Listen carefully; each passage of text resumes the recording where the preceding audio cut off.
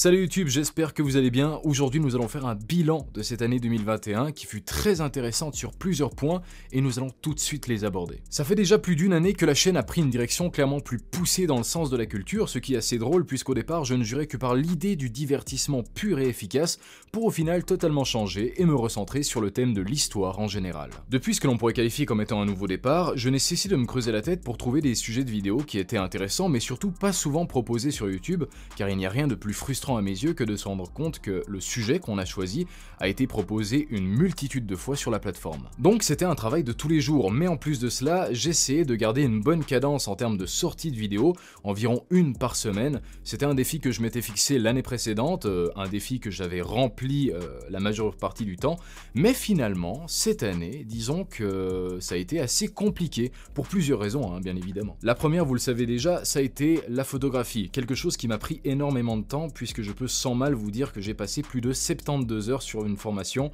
et pour moi ça a été quelque chose de vraiment innovant, quelque chose de nouveau qui a changé totalement ma vie et la perception que j'avais de la vidéo et même de l'audiovisuel en général. Parce qu'après cette formation, il a fallu sortir, commencer à shooter, essayer finalement de mettre en pratique la théorie qu'on avait appris, et j'avais cette anxiété de me faire voir par des dizaines de personnes, me faire juger, alors qu'au final, il n'y avait même pas lieu d'avoir ce genre de sentiments, ce genre de pensée, puisque personne n'en a vraiment quelque chose à faire de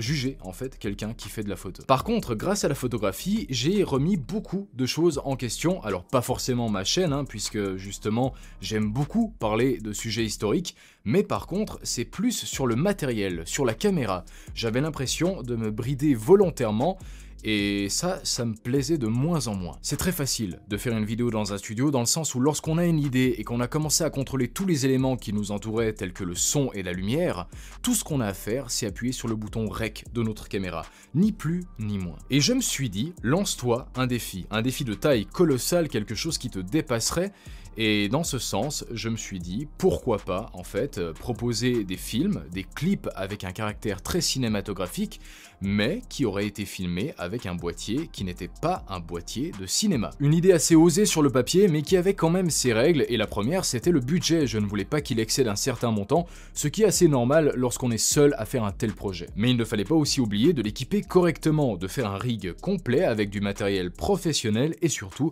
de lui donner un vrai objectif cinéma. Et pour information, j'en ai trouvé un, j'en ai acheté un, et il va arriver fin mars, donc l'attente est relativement longue, mais pas trop, et surtout, elle vaut la peine. Mais par contre, je pense pas que je vais faire de review technique sur cet objectif lorsque je vais le recevoir, pour la simple et bonne raison que je n'en vois pas l'utilité. En fait, je pense que c'est plus intéressant de voir la qualité d'image que l'on peut proposer avec un tel matériel,